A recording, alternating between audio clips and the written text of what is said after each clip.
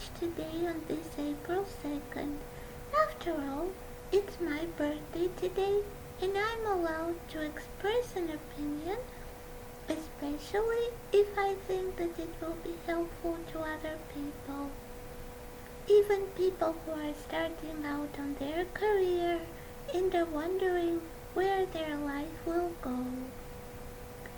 I want to say how I was introduced to neuroscience serendipitously and have been working in this field ever since. I was a physician scientist and did my PhD in immunology on monoclonal antibodies to tumor-associated antigens and to lymphocyte antigens. And while I was doing my PhD, I read a lot of papers from the journal Hybridoma, which was edited with chief editor Hilary Koprowski, who I think was one of the people who founded the Wistar Institute. And when I graduated my PhD and wanted to do postdoctoral fellowship, I was wondering where.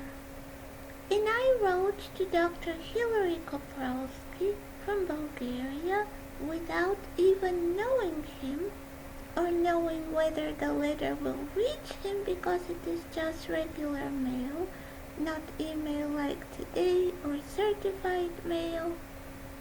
And I described my background in development of monoclonal antibodies, how his journal has helped me a lot, and if I could train as a postdoctoral fellow in his laboratory at the Wistar Institute. And Dr. Koprowski replied that he doesn't have a position in his lab, but he connected me with another professor and told me that if I get a fellowship, if I have my own funding, I'm welcome to train at the Wistar Institute. And so I looked for funding sources. I looked for many foundations, for example, the Damon Runyon Fund, and many other who fund cancer research. There were about 20. I prepared all of the applications from Bulgaria, big envelopes. I mailed them with hope, but I didn't hear from anywhere. And so I was very disappointed, but at that time I also pursued postdoctoral work at the Karolinska Institute, which worked out also very serendipitously. And at the same time, I decided, why don't I research fellowships that are specifically for foreign scientists? And I found out about the NIH Fogarty Fellowship that is offered to scientists from other countries who want to do science and training in the US. And I applied from Bulgaria. I wrote a proposal on radio immunoconjugates to target cancer, to train at the Wistar Institute. I selected a sponsor. He agreed.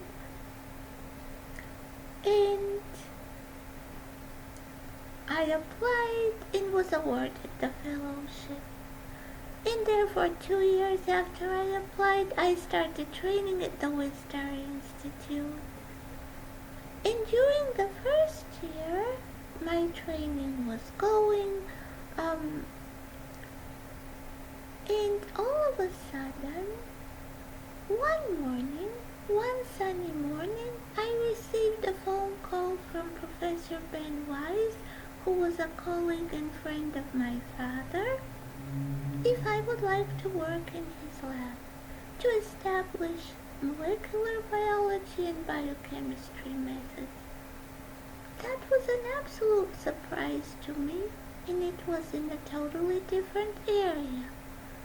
But my intuition told me to say yes, and I started working in the lab of Dr. Wise at Drexel University in neuropsychopharmacology and dopamine receptors antisense, and from there I was introduced to schizophrenia research, and I have been doing research in neuroscience and psychiatry ever since. And so this amazing area of neuroscience and brain research and psychiatry just presented to me serendipitously.